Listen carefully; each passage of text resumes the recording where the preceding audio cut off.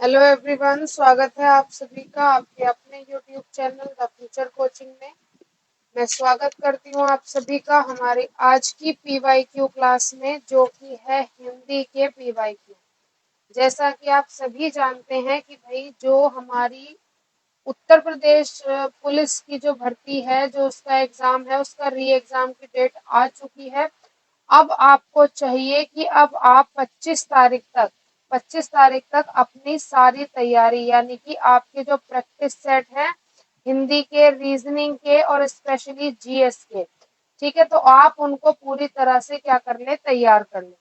एक practice set मैं already करवा चुकी हूँ, आज का हमारा प्रैक्टिस सेट है दूसरा। क्लियर? तो चलिए बिना किसी देरी के स्टार्ट करते हैं। हमारा पहला क्वेश्चन, जो कि सामान्य हिंदी के इतिहास से लिया गया है। ठीक, तो पहला क्वेश्चन कहता है कि 2017 का साहित्यिक अकादमी पुरस्कार किस लेखक को दिया गया। साहित्यिक अकादमी पुरस्कार में क्या होता है कि भाई ये एक भाषा के अंतर्गत पुरस्कार दिया जाता है। अपनी भाषा में उत्कृष्ट कृति के लिए ये पुरस्कार दिया जाता है। और ये 2017 का जो पुरस्कार है, ये किसको दिया गया था? ये दिया गया था रमेश कुंतल मेघ को। किसको दिया गया था? रमेश कुंतल मेघ को दिया गया था। ये रमेश कुंतल मेघ बहुत अच्छे एक कवि हैं, एक लेखक भी हैं। ठीक है, तो ये क्या है, अगर हम इनकी रामदरस मिश्र की भी बात करें तो ये भी एक बहुत अच्छे कवि और लेखक है। ठीक, चलिए चलते हैं नेक्स्ट क्वेश्चन पर। अगेन हमने एक और गद्यांश इसमें मैंने जोड़ा है, तो इस गद्यांश को जरा ध्यान से पढ़ेंगे और जैसे हमने उस दिन इसको अंडरलाइन किया था उसी तरह से इसे भी आज क्या करेंगे, अंडरलाइन करेंगे। ठीक है, चलिए थोड़ा सा इसको जूम कर लेते हैं, बस इतना बहुत है।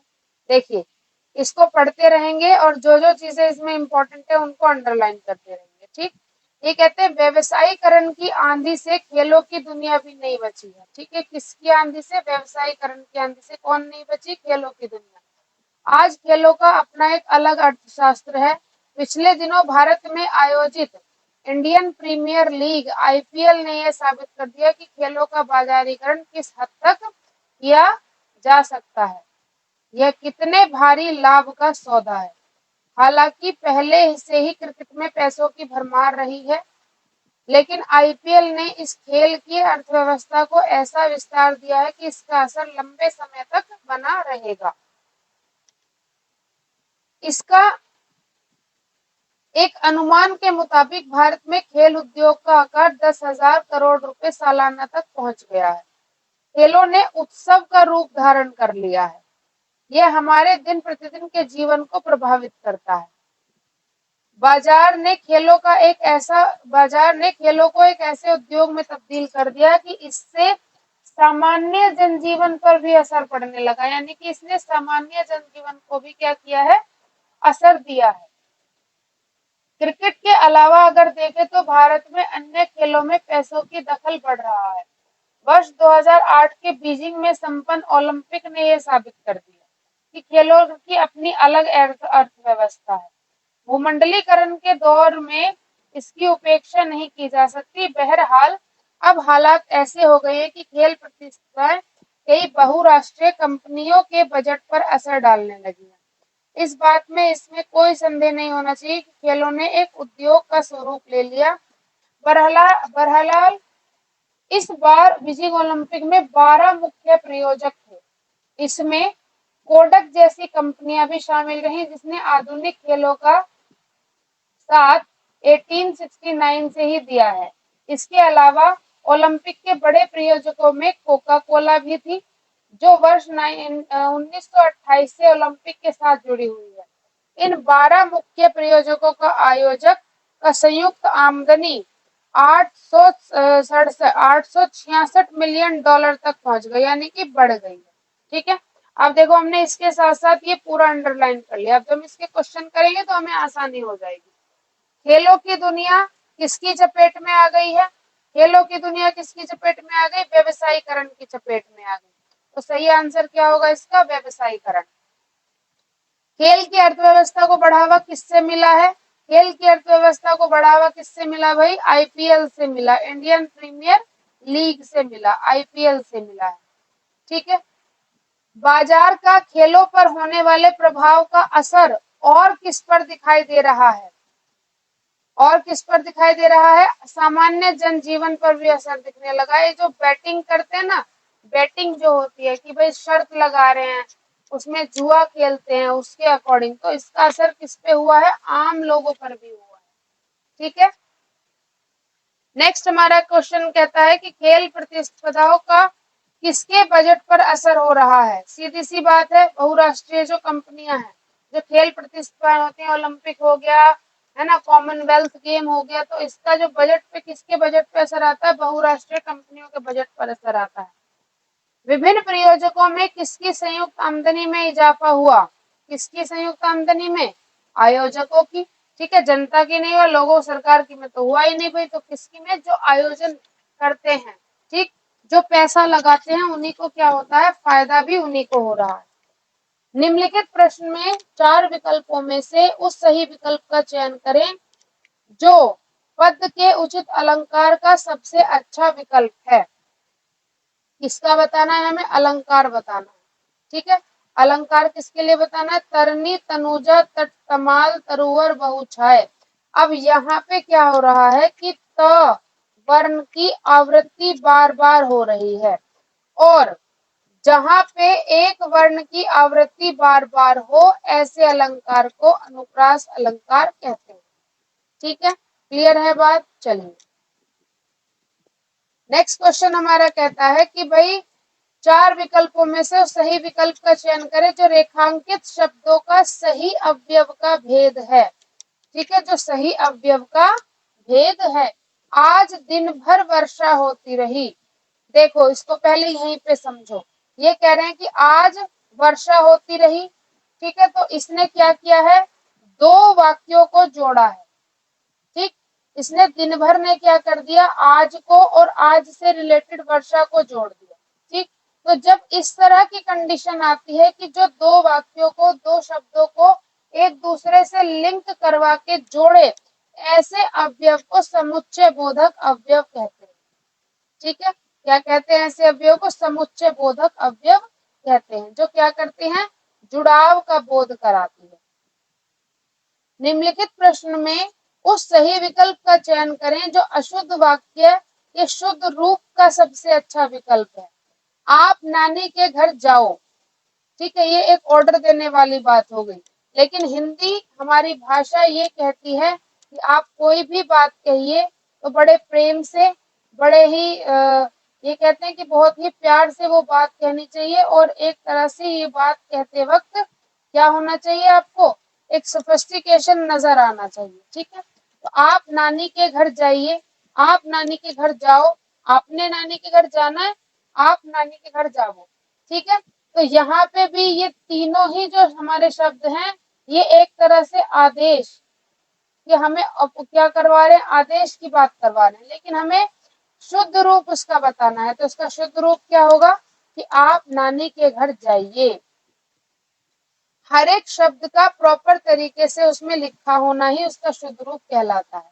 ठीक है, नेक्स्ट हमारा क्वेश्चन आता है कि एक छंद में कितने चरण होते हैं? ठीक, तो अब अगर हम कुंडलिया की बात करते हैं, दोहे की बात करते हैं, तो इनमें 6-6, 8-8 हमें चरण मिलते हैं, लेकिन एक छंद में केवल 4 चरण होते हैं। एक छंद में कितने चरण होते हैं? 4 चरण होते हैं। ठीक है, अब ये कहते हैं कि भाई उस विकल्प का चयन करें जो दिए गए मुहावरे का सही अर्थ वाला विकल्प है। ठीक, अब हमें एक मुहावरा दे दिया, मुहावरा दिया गीदड़ भभकी। ठीक, इसका सही से गीदड़ भभके क्या मतलब? गीदड़ की क्या एक हम तरह से कह सकते हैं उसकी क्या विशेषता है?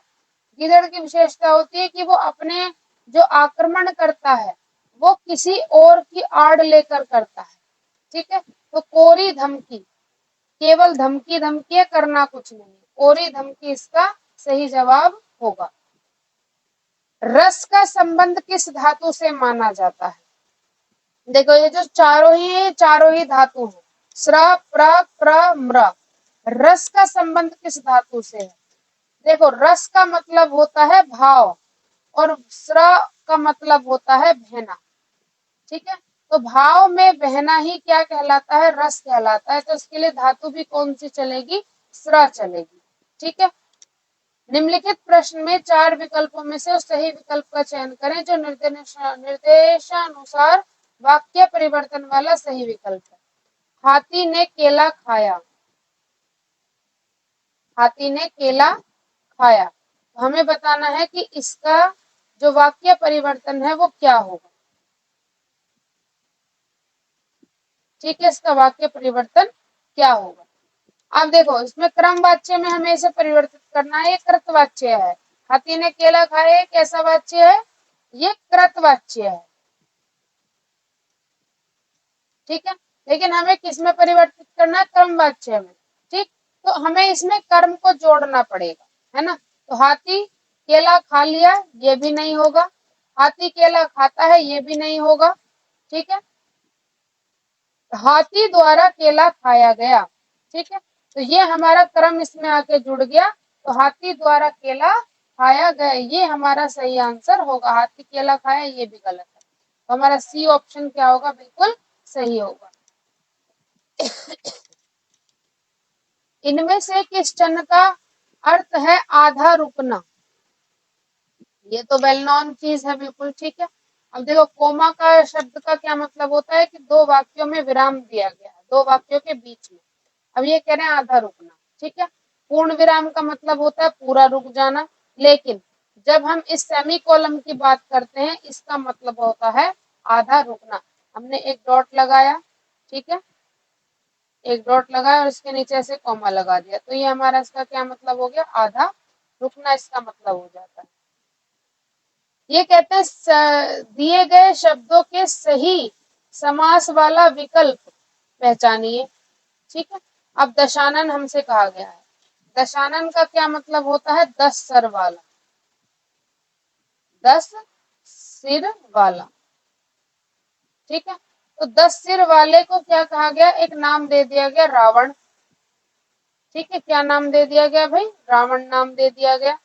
अब ये कह रहे हैं कि 10 आनन, यानी कि 10 आनन का मतलब क्या है, इसको हम किस तरह से बता सकते हैं कि हाँ हम इसे जस्टिफाई करें। आनन का मतलब ही सिर होता है। तो देखो, 10 है आनन जिसके, बिल्कुल सही बात है, यही ऑप्शन पहले तो हमारा सही हो जाएगा। 100 है आनन जिसके, नहीं जी 10 की बात की गई है, 100 की बात ही नहीं है। 10 है आंगन जिसके, आंगन की हम बात नहीं कर रहे, आनंद सर की हम बात कर रहे हैं। 10 है नान जिसके, गलत। तो हमारा सही आंसर क्या होगा, ए। ठीक है, नेक्स्ट पर चलते हैं। नेक्स्ट हमारा आ जाता है कि निम्नलिखित प्रश्न में 4 विकल्प दिए गए हैं, उस विकल्प का चयन करें जो शब्द वाक्य का सबसे अच्छा एक शब्द विकल्प है। ठीक, ये कहते हैं जो किसी भी स्थिति में टाला ना जा सके। ठीक, अब यहाँ पे इसका सीधा सीधा आंसर हमें लगेगा असंभव। ठीक है, लेकिन असंभव का मतलब होता है कि जो चीज संभव ही नहीं है, जिसको हम कर ही नहीं सकते। ठीक है, संभव हो नहीं सकता, आजीवन हो नहीं सकता, असंभव का हम आपको मतलब बता चुके हैं। तो बचा क्या, अनिवार्य। जिसको नहीं टाल सकते वो होता है अनिवार्य। ठीक है, ये कहते हैं कि भाई एक शब्द के अनेकार्थी शब्द का एक अर्थ है, उस शब्द को चुनो। कहते हैं अरुण। ठीक, अरुण का मतलब क्या होता है, आपने एक नाम सुना होगा अरुणोदय, ये एक नाम होता है। अरुणोदय का मतलब होता है सूर्योदय। ठीक है, तो अरुण का क्या मतलब होगा, सूर्य। आकाश, सोना, गोद, ये इसके मतलब नहीं होंगे। ठीक है, निम्नलिखित प्रश्न में 4 विकल्पों में से अधिकरण कारक की विभक्ति पहचाननी है। ठीक, तो रा री रे, से के, हे अरे या मे पर। ठीक, अपना वही, अब यहाँ पे वही कॉन्सेप्ट हम लगा सकते हैं, कर्ता ने कर्म को करण से। ठीक है, आपादान, अधिकरण में पर, संबंध है अरे, है ना। तो ये हम किस में आ जाते हैं, हमारा कौन सा आ जाएगा संबंध अधिकरण के साथ, में पर। ठीक है, अधिकरण के साथ कौन सी विभक्ति चलती है, में और पर विभक्ति चलती है। ठीक है, चलिए चार विकल्पों में से उस सही विकल्प का चयन करें जो बताता है कौन सा पुरुषवाचक सर्वनाम का भेद नहीं है। ठीक है, देखो पुरुषवाचक के तीन भेद होते हैं। पहला भेद होता है अन्य पुरुषवाचक, दूसरा भेद होता है मध्यम और तीसरा भेद होता है उत्तम। अब इसको चाहे आप उल्टा कर लो, पहला उत्तम, दूसरा मध्यम, तीसरा अन्य। अब यहाँ पे एक एक्स्ट्रा आ रहा है अति उत्तम पुरुष, ये कुछ नहीं होता। ठीक है, तो इसका हमारा आंसर भी कौन सा सही होगा भाई? इसका हमारा आंसर भी यही सही होगा। कौन सा? अति उत्तम पुरुष। कौन सा सही होगा? अति उत्तम पुरुष। तीनों ये इसके आंसर बिल्कुल सही है पुरुष। अब उन्होंने पूछा है कि जो नहीं है, जो भेद नहीं है, भाई ये तीनों तो भेद है उसके, बस अति उत्तम पुरुष उसका भेद नहीं है। निम्नलिखित प्रश्न में चार विकल्पों में से सही विकल्प का चयन करें जो बताता है कि क्रिया भूतकाल से शुरू होकर अभी अभी समाप्त हुई है। ठीक है, यानी कि आप कह सकते हैं कि क्रिया भूतकाल से समाप्त हुई और बिल्कुल अभी अभी समाप्त हुई है, वो अभी शुरू होकर अभी खत्म हुई है। कि जस्ट जैसे मैंने अभी खाना खाया है ना, जैसे हमने क्या कह दिया, मैंने अभी खाना खाया है, तो अभी खा के ही उठा ना, तो अभी खत्म हुई है। ऐसे भूतकाल क्रिया को क्या कहेंगे? सामान्य भूतकाल? जी नहीं, सामान्य भूतकाल नहीं कहेंगे। सामान्य भूतकाल का मतलब होता है जहाँ पे काम आपका हो चुका है। आसन्न भूतकाल ये होता है कि जहाँ पे क्रिया अभी शुरू होकर अभी समाप्त हुई है। अपूर्ण भूतकाल जिसमें कार्य पूरा ही नहीं हुआ। पूर्ण भूतकाल जो पूरी तरह से पूरा पास्ट में जा चुका है। ठीक है, आगे ये कहते हैं कि वाक्य, तो इसका सही आंसर क्या होगा भाई? आसन्न भूतकाल इसका सही आंसर होगा। ठीक है, वाक्यों को मैं रफ कर देती हूँ। ठीक, अब इसका सही आंसर क्या होगा? आसन्न भूतकाल। ठीक है, चलिए नेक्स्ट क्वेश्चन पे ये कहते हैं कि निम्नलिखित प्रश्न में वाक्य के संरचना के आधार पर उसका भेद बताइए। ठीक है, ये कहते हैं कि भाई अनु ने देखकर निबंध लिखा। क्या किया अनु ने देखकर निबंध लिखा। तो ये कहते हैं इसमें कौन सी क्रिया है? तो इसमें क्रिया क्या हो रही है? अनु ने पहले देखा फिर निबंध लिखा। कृदंत क्रिया हो नहीं सकती कि खुद से वो कर रही हैं। नाम धातु, नाम के साथ उसमें अगर होता कि अनु ने निबंध लिखा तो ये नाम धातु क्रिया हो जाती। संयुक्त क्रिया बिल्कुल हो जाती है अगर इसमें संयुक्त क्रियाओं का इस्तेमाल किया गया होता। ठीक है, लेकिन यहाँ पे एक चीज दी गई है, वो है देखकर। ठीक है, यानी कि उसने पहले देखा फिर लिखा, पहले कार्य किया फिर दोबारा कार्य किया। तो इसके लिए सही आंसर आता है पूर्वकालिक क्रिया। कौन सा आता है? पूर्वकालिक क्रिया इसके लिए आता है कि अनु ने देखकर निबंध लिखा। ठीक है, चलिए इन चीजों का ध्यान रखते हुए चलेंगे। नेक्स्ट हमारा आ जाता है निम्नलिखित प्रश्न में चार विकल्प दिए गए हैं, उस विकल्प का आप चयन करें जो दिए गए शब्द का सही स्त्रीलिंग है। सबसे इंपॉर्टेंट क्वेश्चन होते हैं स्त्रीलिंग पुल्लिंग के। अब ये हमें एक शब्द दे दिया गया प्रबंधकर्ता, ध्यान देखो ढंग से, हमें एक शब्द दे दिया गया है प्रबंधकर्ता। ऑप्शन दिए गए हैं प्रबंधकार्ती गलत है, प्रबंधकीन गलत, प्रबंधकर्ती गलत, और सही में कर्ता का हमेशा क्या चलता है? त्रि में चलता है। तो सही आंसर क्या होगा इसका? प्रबंधकर्ती होगा। ठीक है, अब ये कहते हैं कि नीचे दिए गए शब्द का सही बहुवचन आपको पहचानना है। पहले हमने क्या पहचानना था? स्त्रीलिंग हमने पहचान लिया, कत्री होगा। ठीक है, अब हमें क्या पहचानना है? बहुवचन पहचानना है। किसका? नेता का। देखो नेता है एक संज्ञा शब्द, नेता क्या है? एक संज्ञा शब्द है। तो इसमें संज्ञा शब्द का जो बहुवचन होता है वो सेम वही होता है जो उसका मूल शब्द होगा। तो इसमें नेते, नेतो, नेताओं कुछ नहीं होगा। इसका सही आंसर होगा नेता। नेता का बहुवचन नेता ही होता है। ठीक है, दिए गए शब्द का सही बहुवचन रूप आप बताइए। ऋतु, ऋतुएं, ऋतुओं बिल्कुल गलत है। ये दोनों ऑप्शन एक जैसे हैं तो आप इसमें किसी के साथ भी जा सकते हैं। तो इसका सही आंसर मैं ए में ले रही हूँ ऋतुएं। ये जो ए आता है ये इसका सही बहुवचन रूप दिखाता है। ठीक है, फिर नेक्स्ट क्वेश्चन पर चलेंगे। ये कहते हैं कि स्वर रहित व्यंजन, स्वर रहित व्यंजन और स्वर सहित व्यंजन से जब मिलता है तो क्या बनता है। देखो, तालव्य और स्वरतंत्रीय ये जीभ के अनुसार स्वरों के भेद होते हैं कि भाई कौन सा हमारा तालु से बोला गया, कौन सा हमारा स्वरतंत्रियों से बोला गया। ठीक है, और किस शब्द को बोलने में दो तत्वों का हमें भेद हुआ।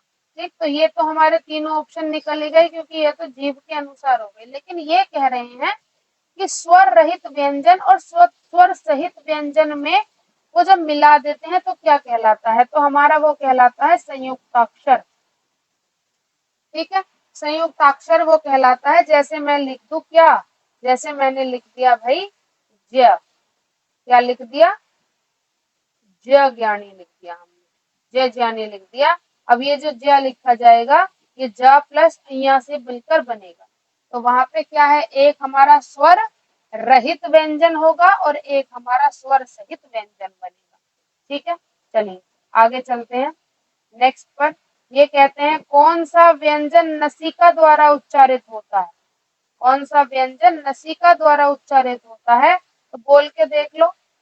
ड, ज, द, अणा, न से कौन सा साउंड आया, अणा का आया, अणा। ज, द, ड आया, नहीं आया जी। ठीक है, तो हमारा ये तो यहीं से पता चल गया, अणा। ये कहते हैं निम्न वाक्य विशेषण किस अवस्था से है। ये कहते हैं कि यह करेला कड़वा है, इसमें अवस्था बताइए। ठीक, यह करेला कड़वा है, नॉर्मल बात इन्होंने कह दी। ये कह देते कि यह करेला बहुत कड़वा है, तो ये हमारी कौन सी आ जाती, ये नेक्स्ट उत्तर अवस्था आ जाती। ये कहते हैं कि यह करेला बहुत कड़वा है, तो ये हमारी उत्तम अवस्था आ जाती। ये कहते हैं कि ये करेला बहुत ज्यादा अधिक कड़वा है, तो ये हमारी अधिका अवस्था आ जाती। लेकिन क्वेश्चन पूछा गया है सिर्फ ये करेला कड़वा है, बताइए इसका आंसर क्या होगा। तो इसका आंसर होगा जी ये इसकी मूल अवस्था है। करेला तो कड़वा होता ही है, हमने इसमें किसी भी इस कड़वाहट को पूरा एनहांस करने के लिए, पूरा आगे तक दिखाने के लिए कुछ भी प्रविशेषण का यूज हमने नहीं किया है, तो ये हमारा क्या होगा, मूल अवस्था ही कहलाएगी। तुलसीदास जी द्वारा रचित प्रसिद्ध महाकाव्य का नाम क्या है, वो है जी रामचरितमानस। इसमें तो कोई डाउट किसी को होना ही नहीं चाहिए। ठीक है, रंगभूमि किस प्रसिद्ध लेखक द्वारा रचित है, रंगभूमि लिखी है जी प्रेमचंद जी ने। डायरेक्ट आंसर बताऊंगी इसका। ठीक है, और आपका काम यह है कि आप इन तीनों हरिशंकर प्रसाई, विष्णु शर्मा और धर्मवीर भारती तीनों की रचनाएं हमें कमेंट में बताएंगे। हरिशंकर प्रसाई ने कौन सी लिखी, विष्णु शर्मा जी की एक रचना और धर्मवीर भारती जी की एक रचना। ठीक है, ये आपका काम है। नेक्स्ट क्वेश्चन पे चलते हैं। इनमें से कौन सी जयशंकर प्रसाद जी की कृति है। ठीक, जयशंकर प्रसाद जी की कृति कौन सी होगी, परिमल जी नहीं, निर्जा नहीं, अनामिका नहीं, ये है कामायनी। कामायनी जयशंकर प्रसाद जी की कृति है। ठीक है, अब ये कहते हैं कि संधि विच्छेद वाला विकल्प जो बिल्कुल सही विकल्प होगा उसका चयन आपको करना है। किसका, धर्मात्मा। नाम दिया हुआ है, एक शब्द हमें दिया गया है, वो है धर्मात्मा। हमें बताना है कि धर्मात्मा का सबसे उपयुक्त संधि विच्छेद कौन सा है। ठीक, देखो मैंने एक चीज आपसे पहले भी कही थी, जब मैंने कल एक प्रैक्टिस सेट कराया था, मैंने उसमें बताया था कि संधि विच्छेद में दोनों शब्दों का अपना एक मीनिंग होता है। अब आप इसमें ऐसा शब्द ढूंढिए जिसमें दोनों शब्दों का अपना एक मीनिंग हो। धर्मा आत्मा, धर्मा कोई शब्द नहीं होता, आत्मा का मतलब होता है धर्म प्लस आत्मा। धर्म तो है ये धर्म, और आत्मा आत्मा, यानी कि धर्म और आत्मा ये दोनों बिल्कुल सही हमें मिलकर दे रहे हैं। क्या दे रहे हैं, एकदम से एप्रोप्रिएट संधि विच्छेद दे रहे हैं। धर्मा प्लस तमा जी नहीं, धर्मा प्लस तमा नहीं, धर्मा प्लस आत्मा नहीं। ठीक है, पहले ही नहीं मिलेगा, आ प्लस आ हो रहा है, ये वैसे भी नहीं मिलना, तो धर्म प्लस आत्मा ये हमारा बिल्कुल सही आंसर।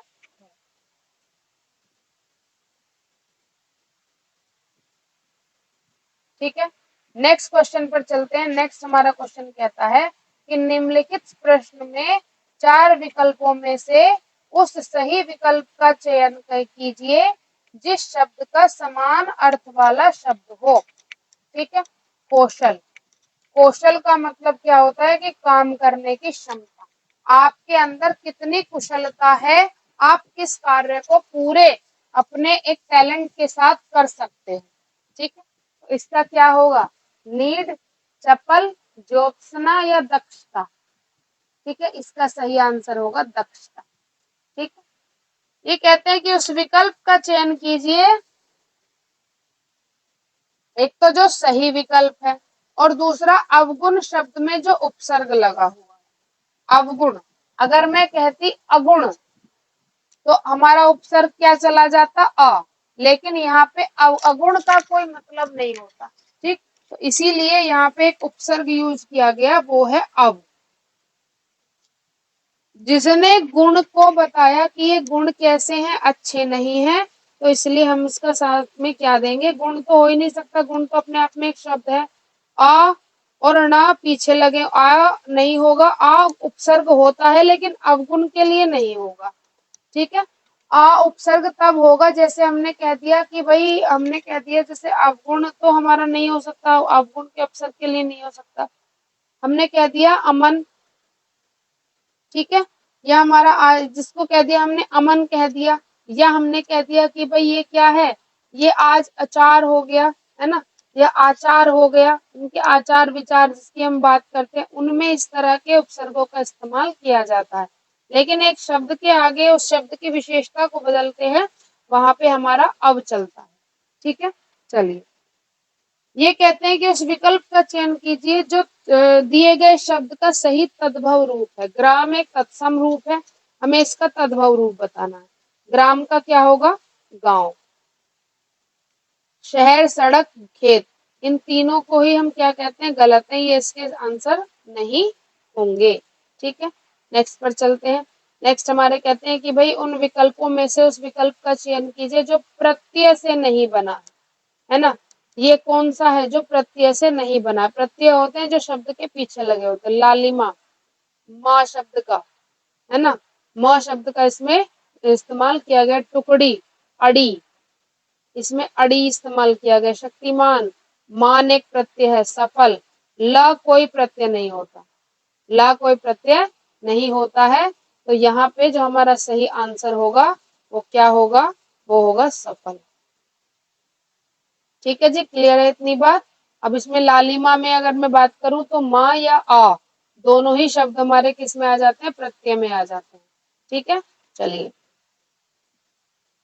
अब ये कहते हैं कि भाई इन 4 विकल्पों में से उस विकल्प का चयन करें सही संधि विच्छेद है। सही संधि विच्छेद पूछा है सूक्ति। स पे देखो कौन सी मात्रा है, बड़े ऊ की मात्रा है। तो किसी भी संधि में अगर आपको ये बड़ा ऊ से ऊन आपको नजर आ रहा है तो आप उस विकल्प को गलत मान लेंगे। ठीक है। अब देखो, यहाँ पे सु छोटा ऊ है और किति लिखा हुआ है, लेकिन छोटा ऊ के साथ बड़ा एक छोटा ऊ होगा तभी वो पूरा बड़ा ऊ बनेगा, है ना। यही संधि कहती है, यही हमारी संधि कहती है कि भाई अगर, अब आप ये देख लीजिए, ऊ प्लस ऊ, ये जहां पे जस्टिफाई करता हो तो ये हमारा ऊ बन जाएगा। ठीक है, आ जाओ, ऊ छोटा ऊ और बड़ा ऊ यहाँ पे लिखा हुआ है, सही आंसर हमारा वैसे यही होगा। स प्लस उक्ति गलत होगा। ठीक है, सु प्लस कृति ये बनता ही नहीं है, स प्लस उक्ति नहीं होगा। ठीक है, तो जब भी संधि विच्छेद करते हैं तो या तो उसमें 2 स्वर मिलेंगे या फिर उसमें एक स्वर एक व्यंजन मिलेगा या फिर उसमें दोनों व्यंजन मिलेंगे। ठीक है, अब यहाँ पे ऊ प्लस ऊ है तो ये क्या बन रहा है, बड़ा ऊ बन रहा है, तो हमारा सही आंसर कौन सा होगा, सूक्ति ये कहलाएगा। ठीक है। चलिए, नेक्स्ट क्वेश्चन हमारा कहते हैं कि भाई निम्नलिखित प्रश्न में 4 विकल्पों में से दिए गए शब्द के विपरीत अर्थ वाला विकल्प हमको चुनना है। हमें दिया गया है बंधन। ठीक है, अब बंधन का मतलब है बांधना। ठीक है, एक रिश्ता जोड़ना, ये बंधन का मतलब होता है। लेकिन बंधन का मतलब है कि आपने किसी को बांध लिया, हमें उसका विपरीत अर्थ बताना है। बांधना नहीं होगा, छोड़ना नहीं होगा, रिश्ता नहीं होगा, क्या होगा? मुक्त होगा। ठीक है, क्या कहलाएगा? मुक्त। क्लियर? ये हमारी क्या हो गई? मुक्त हो गया। ये इसका सही आंसर होगा। ठीक है, चलिए अब इन क्वेश्चंस को आप एक बार सभी क्वेश्चंस को रिवाइज कीजिएगा, देखिएगा। ठीक, मिलते हैं नेक्स्ट क्लास में एक और पीवाईक्यू के साथ। जब तक आप अपनी तैयारी को पूरी तरह से आप करते रहिए। ठीक, अपनी जो यूपी पुलिस का आपका री एग्जाम है 25 को पे जो होगा, 25 तारीख से उसकी डेट आई है, जैसा कि मैंने पहले ही बताया था वीडियो के स्टार्टिंग में, लेकिन उससे पहले पहले आपकी तैयारी पूरी सुदृढ़ हो जानी चाहिए। क्लियर है इतनी चीज? ठीक है, चलिए मिलते हैं नेक्स्ट प्रैक्टिस सेट में, देखते रहिएगा। ठीक है, थैंक यू सो मच।